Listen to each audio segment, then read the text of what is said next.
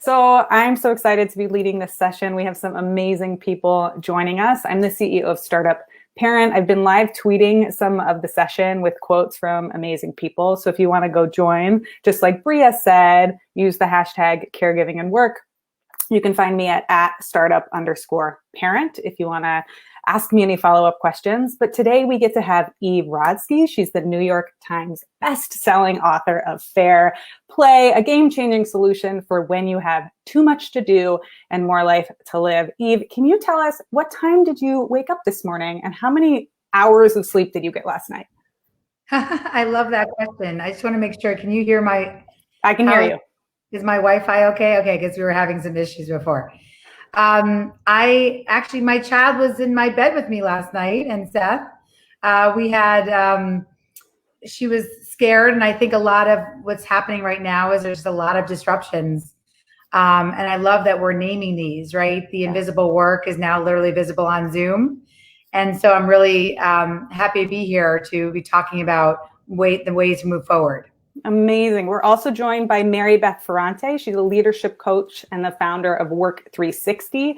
She is focused on creating workplace cultures that care through flexible work, empathetic leadership, and breaking down parental bias. Mary Beth, same question for you. What time did you wake up this morning and how many hours of sleep did you get last night? I love this question. So fun. So I woke up at 6:23, which is about the moment my 2.5-year-old, it's her body clock. She is like on the dot within 2 minutes every single morning. So that is when I was also awake, trying to get us started with our day. And I did what I try not to do last night, which is I totally fell asleep on the couch watching the crazy news last night and woke up at 2 a.m., moved to my bed. So I only got about 6 hours of sleep. I think every parent who's watching is like, yes, I've been there. I feel that. I totally understand. I put makeup on and my husband was like, they're going to know you have daycare now. Like, that's the first time. Okay. And then we also have Katie Bethel. She's the founder and executive director at Paid Leave US or Plus. Katie, same question for you. What time did you wake up this morning and how many hours of sleep did you get last night? Well, I'm I really prioritize sleep. So, I think I got a good solid 8 hours. What's happening to me in the stress land is I'm starting to clench my jaw in my sleep, I wake up from a good night's sleep, but then it's like, oh, but I have to take an Advil and do jaw stretches. So stress and anxiety manifest in all of our bodies in such different ways. And just a shout out to those of y'all who hold it in your jaw like I do. I feel that. And I think so many people can empathize. So everyone who's joining us, what we're going to talk about today in this panel, we've heard so much about how challenging this is for working parents and the caregiving crisis that we have. That's been building for many years, but that we have on our hands now. It is really worth noting that in 2019, people were already talking about the coming caretaking crisis well before the pandemic started. So now we have a double, triple, quadruple crisis on our hands. And we know that the pandemic is crushing women's careers on a global scale. Really uplifting things for you. So today we're going to talk about, in the massive void that is national policy solutions, what can companies do to step up and what can individuals do, and where is our own agency in terms of addressing these huge problems that face so many of us. If you want to live tweet any of this or talk about this with us, make sure to use the hashtag caregiving and work. We'll be over there on Twitter after to talk to you more. Eve, I would like to start with you. Can you talk about your book? I would love to know the 4 rules of fair play that you've written about in your book.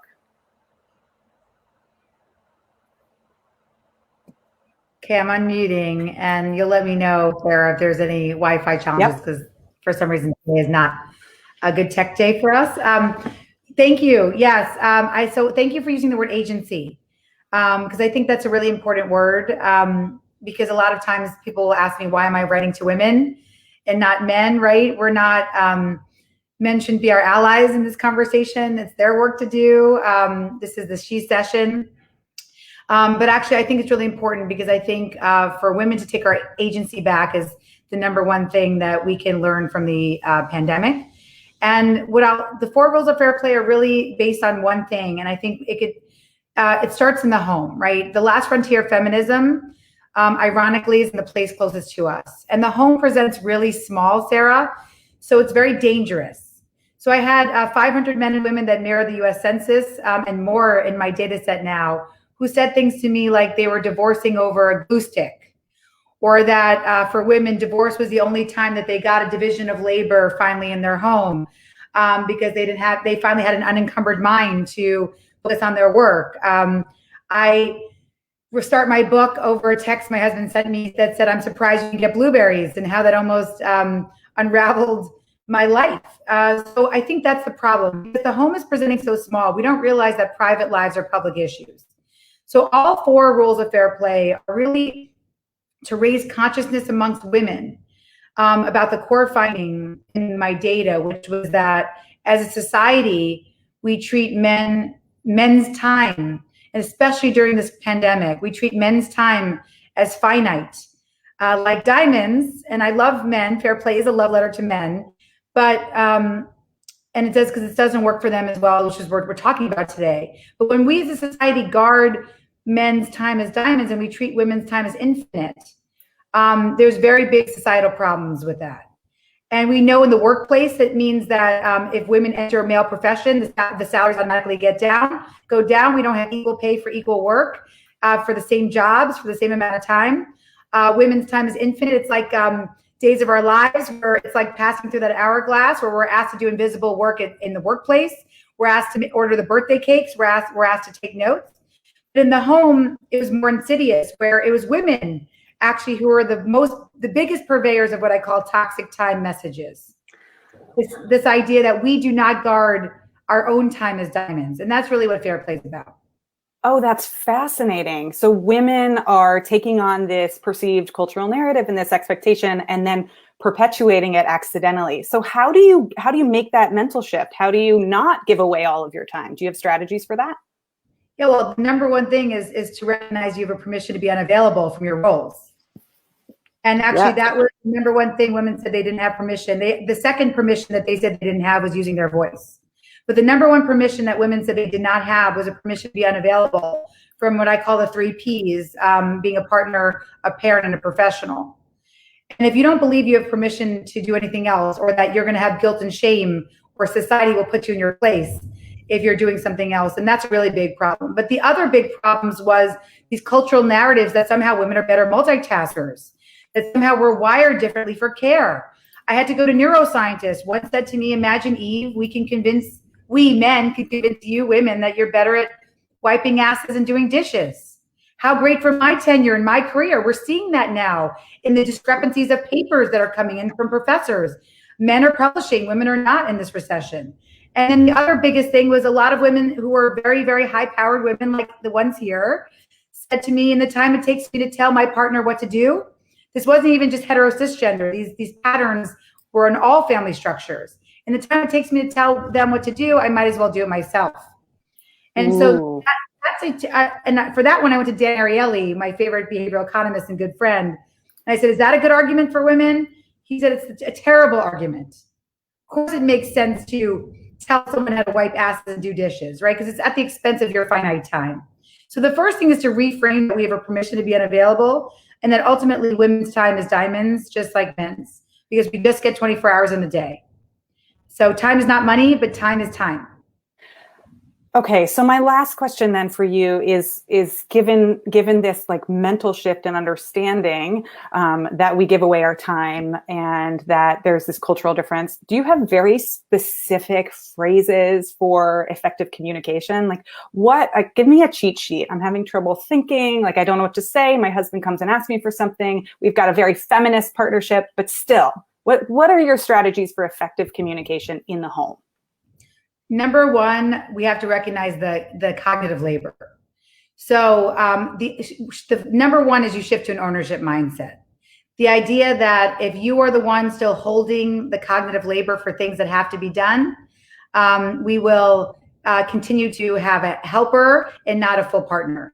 And the way you invite people to those conversations is really easy, and it's easier said than done. But I'll just tell you 3 steps you can start today that can start changing your life.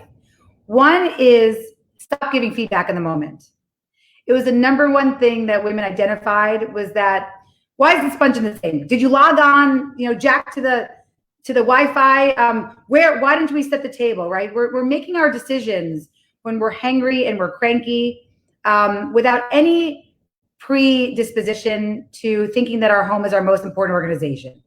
So if we start treating our home as our most important organization, we're going to start investing in communication as a practice, not a means to an end.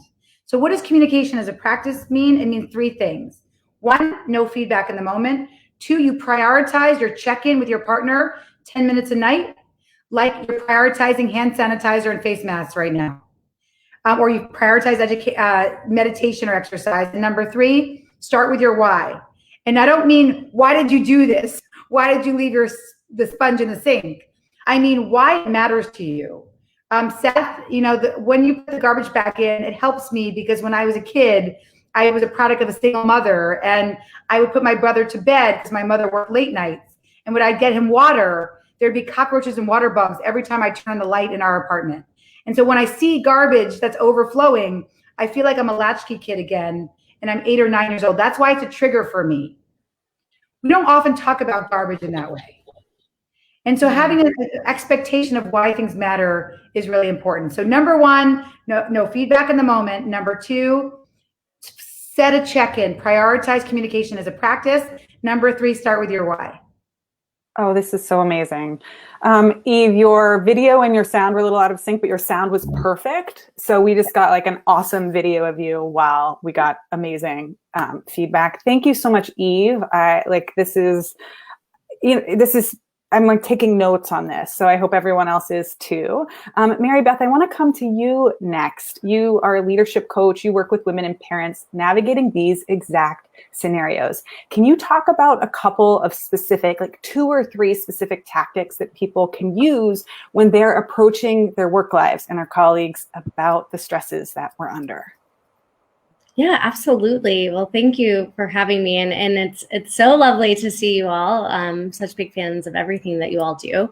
But I think what's really interesting, right, is the thread that comes from exactly what Eve is talking about in the home and how we need to prioritize those 2 things around, being able to have the permission to be unavailable at work as well, and having the permission to be able to speak up for what we need. And so I think those things are really important in the workplace as well. And so, the thing that I'm always working on with managers and with their employees, especially in this current climate, is hyper communication, right? We need to communicate more than we ever have. And I think it's a huge shift too, from this mindset of work is separate from home or from what's going on. And so being able to really make sure that you have those check-ins and you're talking about the impact of your home life and how that's affecting what's going on at work. So, for example, are you sharing childcare disruptions?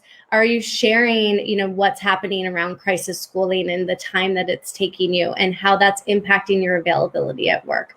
Are you also sharing the fact that this is the plan right now, but I need to check in another couple of weeks because the plan is likely going to change, right? So, we've got hybrid schools, we've got shutdowns, we've got things that are constantly in flux. And so we need to be adaptable. And in order to be adaptable, we really need to use that hyper communication. So I think one sentence that we can all be using at work is simply, when do you need this by?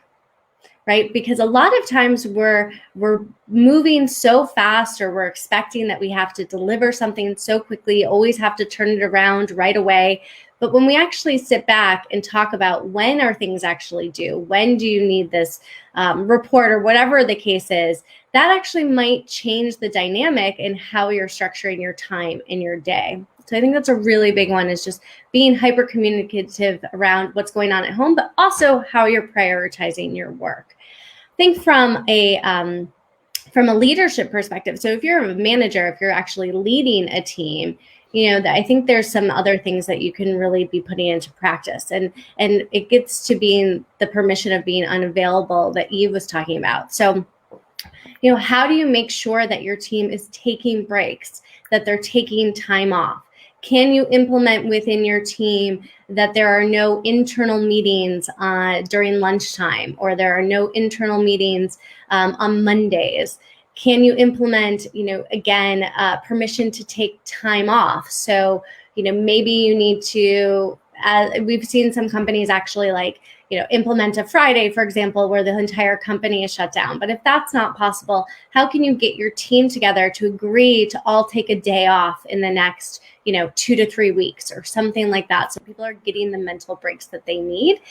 And then really addressing, expectations. I think that's a huge key from managers as well. So the question that I'm posing us as employees to ask of when do you need this by, on the flip side, we need managers and people leaders to also give more specific direction on when deliverables are actually due and what those priorities are. So I think that's a really big piece of this as well. And then the last thing I would say is, this is about kind of really focus on what we can do today, but especially for those of us that are leading teams, we also need to be thinking about what's next, right? How are we moving forward in the future of work and really focusing on flexibility as a key component of that? And it goes beyond just schedules and location and boundaries. And it really ties into, how are we being productive and accountable? How are we communicating? How are we compensating? How are we shifting our mindset from, reflecting on people's worth based on their time and seat versus, how they're actually accomplishing their goals? So I think there's a lot of work to be done kind of long term that we can really learn from this experience. Ooh, I love this. I think what you said about how everything keeps changing. So we need not only more communication, but more communication on top of that, because we've got to keep telling people this hasn't changed or this is changing and it's still so hard. Yeah. And this permission to be unavailable, I think this really marries well with what Eve was talking about, of really changing the way that you feel about your own time. Mm-hmm. And even if I can be so brazen as to suggest, I know I don't know many people yet who are on the call, but when I took my first parental leave, I was like, listen, I'm not going to be 100%, but I still think 50% of me is pretty awesome. So, and that's not a mindset shift that women are cultured to have, to be like, hey, I'm cool and half of me is pretty cool. But I think you can have the audacity to say I still want to contribute and do awesome things. So follow-up question for you, because I know this is something you've written about and talked about. You talk about how it's not an either or, right? It's not all on or all off. So can you talk about some of the gradations? What can people ask for when they're negotiating for time or space or different outcomes? Yeah, absolutely. So I think, it is unique to everyone's individual circumstance. I think that's what's so challenging right now, is there isn't a one size fits all solution. Not that there has been in the past, but I think it starts with understanding what is even available to you. So, and what you need, right? So you have to have that self-reflection of, is it about just shifting your hours? Is it about setting that available time versus unavailable time? And I really do like to make sure that you're communicating when you're available as opposed to communicating when you're unavailable, right? Be positive in your communication. So if you're setting an out of office, for example, talk about when you are online versus when you are offline. So, really making sure that you're kind of providing that positive communication. I think then looking at, is it more about long-term flexibility? Do you need to take time off? Can you leverage, does your company, and I know Katie's going to talk about this, but does your company offer paid leave right now? Have they extended any benefits? Also, really just even checking in on what your company's benefits are right now, because I think a lot of us, it's hard to find, or it's on a website that's on another website to another link, and it when we're talking about time, the last thing we want to be doing is researching and digging this up. But a lot of companies have resources that are already available. We're just not always aware of them. So finding out kind of what those tools are that already exist so that you can leverage those. And then thinking about if it's not just flexibility, before it becomes this all or nothing of, I either have to be all in my career or I have to leave, then, if it's flexibility in time or schedule, or if it's taking time off, or if it's taking part-time or job share, or if it's just, recognizing that you're going to show up 50% or 80%, and that has to be enough right now, and that you might coast for a little bit. Maybe right now is not the time when you want to go after that big promotion. So really recognizing what you need and what you want so that you can stay in and stay invested in your career so that you can really reach the goals that you're looking to do in the future. I love this, and this segues so nicely to Katie Bethel, who is joining us to talk about like what are the solutions that maybe workplaces are offering or that are at a more systemic and institutional level. So Katie, you're at the helm of Paid Leave US, an organization dedicated to figuring out paid leave solutions in our society. Can you talk about how has your organization, you're getting a round of applause here, by the way, from lots of people. How has your organization's advocacy work shifted in response to the pandemic? So tell us a little bit about what it is that you do and then how it's changed. So we are a national campaign to win paid family and medical leave policy for everyone in the US. And we do that both through private sector engagement, so working with companies to help them put great policies into place, and then also the public policy advocacy. And that public policy advocacy is so critical. And I feel like now in this, pandemic moment, we're really getting a new window to understanding the importance of systemic change alongside the changes that individual organizations can make to live these values. So when our office closed on March 15th, I think, 12th, something like that, like many of yours. And we had two priorities in our work. The first was to make sure that our team was safe and living our values. And the second was to do everything we could to support the access to paid leave to frontline workers. And the reason those were our two most important things is that you saw the data that came out just yesterday. Over 19,000 Amazon employees have now contracted coronavirus, and they don't have paid family leave policy, and in fact are excluded from the emergency paid leave that Congress passed back in earlier this year as their first emergency response bill. So it's incredibly dangerous, our lack of public policy and the lack of government leadership that we're seeing on the issue of paid leave. As an organization advocating for this for a long time, the stats that we would have talked about before that are still really important are things like in the US today, 1 in 4 people who give birth are back at work within 2 weeks of delivering. That's unconscionable. It's actually a human rights violation according to the UN that says that people need, at least 14 weeks to recover from pushing a baby out of your body. And now we have a new set of stats that are really top of mind for the American public. 1 out of every 3 Black women in the workforce today is working on the front lines of the pandemic in essential jobs. Most of those jobs are low-wage jobs, and 94% of people in low-wage jobs don't get a single day of paid family leave. So you look at that number, like 19,000 people at Amazon who are doing what we are calling essential work, like making sure that folks get their deliveries of essential products, and they're not getting paid leave. So that has a huge detrimental effect on this country. And this is the moment when the advocacy is so important. The final point I'll make is just on the business front. We do a lot of work with businesses around both creating culture and policy and practices that all support parents and families and caregivers. Mm-hmm. And the sort of bleeding edge of that work has been parental leave. And I think one big shift that's happening in coronavirus is parental leave isn't being de-emphasized. It's just as important now as it has always been.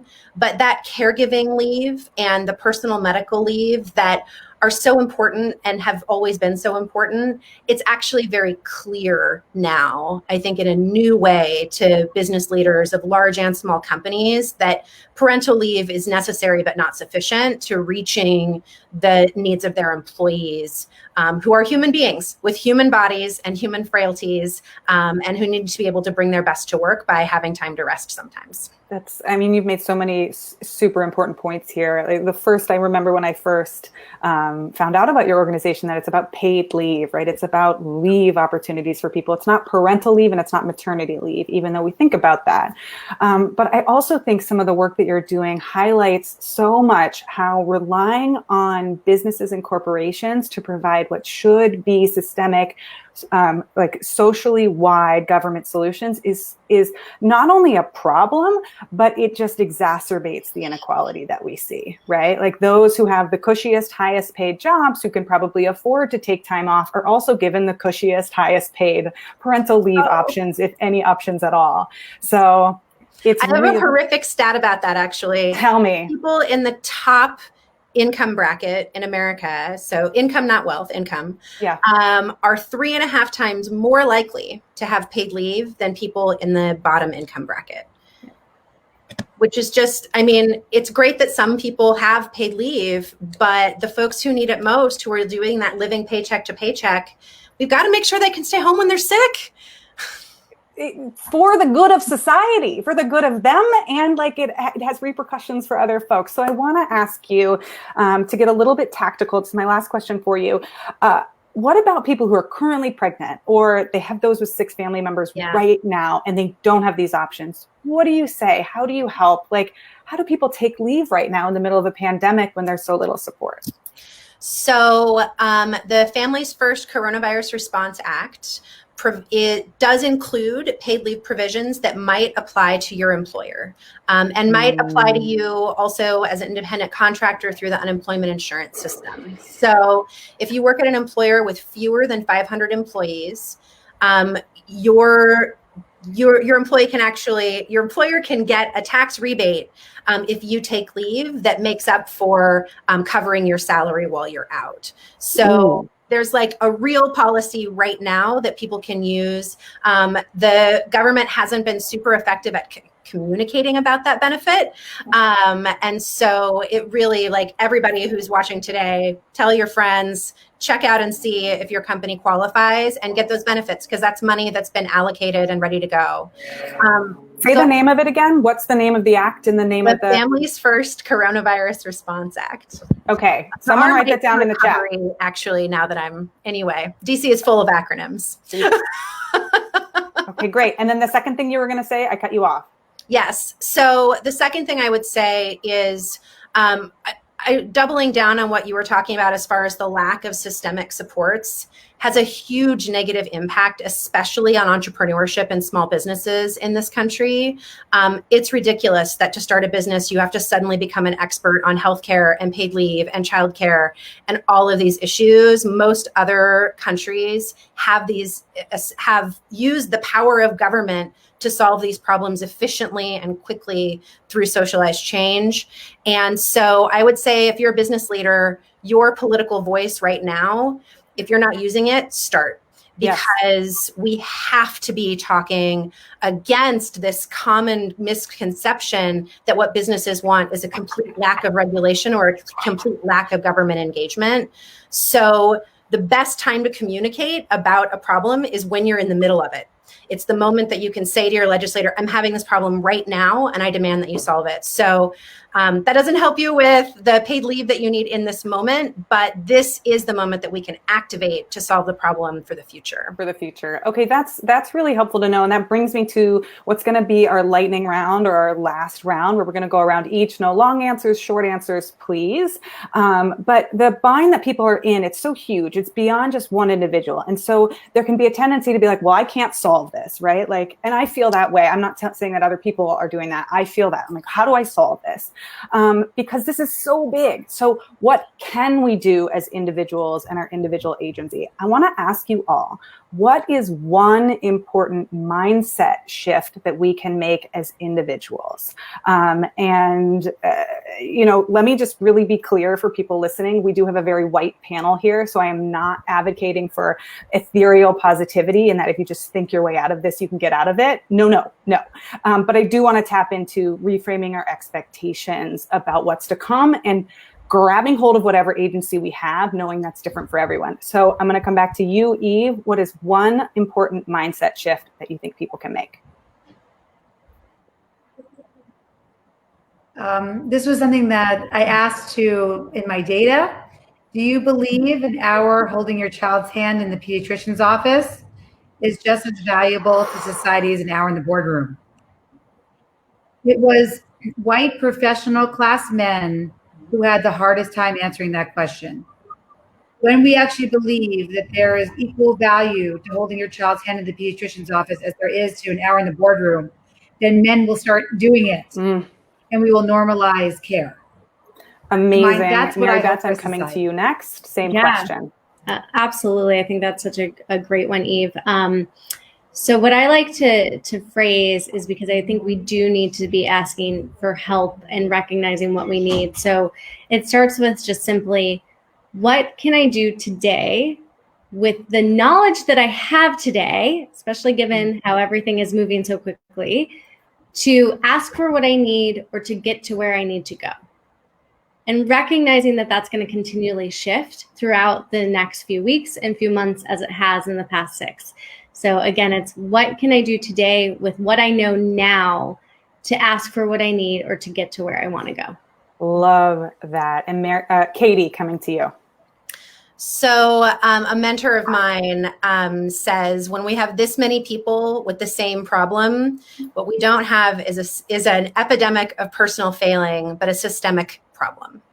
The lack of care infrastructure in this country is a systemic problem. And I think it's easy to think about the system in an overwhelming and grand way, but the system is created and supported by us, and it's driven by decision makers who we elect.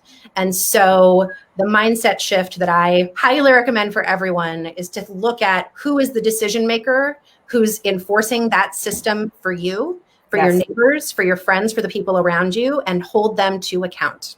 Okay, and then this brings us to the next question, which is action, right? There's mindset and then there's action. So what actions can we take? Can each of you think of one thing that people can do? And then we have some audience questions coming in. So Eve, coming back to you, what is one action that people can take? Number one, it's to start moving towards a communication practice so that having it all doesn't mean doing it all. So 43% of professional class women take a career detour after kids. That's a crisis too. And for us to get out of that type of crisis, we need to invite men into the home. So start having these conversations now about how you can start transferring over the ownership mindset of the wiping, doing the dishes. You're not alone in doing all the daily grinds, which don't lead to you having an unencumbered mind, which is what we've been talking about for 100 years. Since Virginia Woolf said the woman couldn't be Shakespeare because she didn't have a room of one's own. We need a mental room of one's own. And to free that up, we have to get rid of some of the invisible work. Amen. Mary Beth, I'm coming to you next.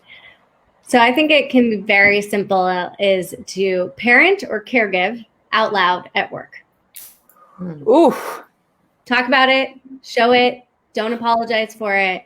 And if we can end kind of that silent parenting, silent caregiving from the background, I think that we can do exactly what Eve was just talking about. We can take ownership. We can also build community. We can find others who have the same struggles. So it's a lot easier when you know what's actually happening with your coworkers. 1,000%. Katie, coming to you to close this out. I love what you said, Mary Beth, about parenting out loud. And I'll just add on to that, parent and caregive out loud as a citizen by voting, by talking to your representatives. And I think that there can be this thread, and I think it is sort of, it can be, I'm just going to say it. I know a lot of upper class white ladies who think this way. And maybe I've been this way in the past, that being political is somehow distasteful or uncomfortable, or can run counter to our business objectives. That's not true. We saw in the previous panel that by engaging politically, we can actually create real change, grow our businesses, grow the support that we need. And so don't be afraid of being political. Get out there and get involved. Amen. In fact, that story about, like, if you talk about politics, it's distasteful, is a weapon of power, right? It keeps people in their place and it keeps certain things the way they are. Okay, so we have questions from the audience. We've got about 5 minutes to tackle them. If anyone's watching and you have questions, pop them in the chat. We'll answer as many as we can. The first question looks like, I'm going to give this one to Eve. How can we stress to our husbands and partners the importance of parental leave if it is offered, but looked down upon by his friends, employers, or society? I will say a good friend of mine just who's an attorney said that she's had 1,000 phone calls over the CARES Act that, Katie was referencing, and not one of them was a man. They were all women. And actually, she said that the anecdotes that she was seeing was that so many women actually who had higher paid jobs were the ones thinking of leaving, as opposed to having their partner take leave. Yeah. This is all about what Mary Beth and what Katie said. This is about caregiving out loud. That we are not going to be able to have our partners take leave if they are shamed for it, if they're going to be penalized for it, because the truth is they now know how we feel as women. Because we lose 10% of wages for every child we bring into 5 to 10% of wages that for every child we bring into the world. So the number one thing we could do is model it. If you are a manager on this beautiful conference today, start picking up the phone for your child's school. If you're a man, Yep. Start modeling to your employees. Start asking men if they're forcing your team to take their paternity leave. Mandated policies work better than optional policies, and you want that to be modeled from the top. 1,000%. 1,000%. Just 100 snaps to agree. Next question we have. This one I'm going to send to Katie. Where can someone with limited philanthropic dollars and time show their support and channel their energy to drive things forward like paid leave? I love this question because I think when we think about collective action, it's easy to think about, oh, I can't solve this all by myself. But collective action is thousands of people doing little things that add up to a big thing. So at our website, Plus Action, plusactionfund.us, sorry, plusactionfund.us, we are actively texting to turn out the vote for 3 Senate candidates who have committed to prioritizing paid family leave. Paid family leave is going to be decided in the Senate. Giving those political dollars, 20 political dollars is worth 100 non-political dollars when you're talking about moving public policy forward. So if you are a person with the means to give even a small amount, political money is so important, and giving behind the issues that matter to you is really important in addition to supporting the candidates that you support. Oh, I love that. I love that. There's so much you can do. You know, Vote Forward helps you writing letters, and it's apolitical in that you're just encouraging people to vote and you don't have to tell them who to vote for, which is really great. Your organization, Katie, the targeted campaigns for people to get things done and to sign campaigns can be really effective. Mary Beth has coaching programs. Eve has this amazing book that's out, Fair Play. So I want to close by just asking, where can people find out more about you and the work that you do? And is there a favorite social channel that you have? So I'm going to come, Mary Beth, to you. Sure. So you can find us at work360.com. That's WRK360.com. And you can find me, work360 _official is our Instagram, which is probably where we're the most active, but you can also just like look me up on LinkedIn, Mary Beth Ferrante. I post a lot there too, and like to write, so That's you can great. find me there.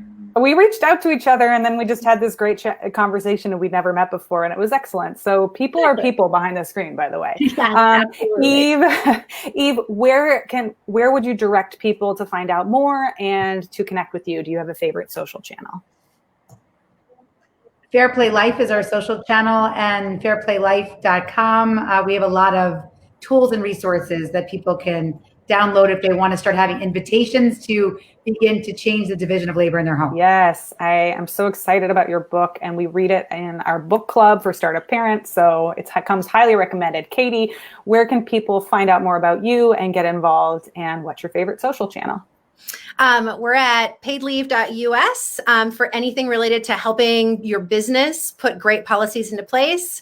Plusactionfund.us for our political work and lobbying. And my favorite social channel, I love watching the Instagram roller skaters.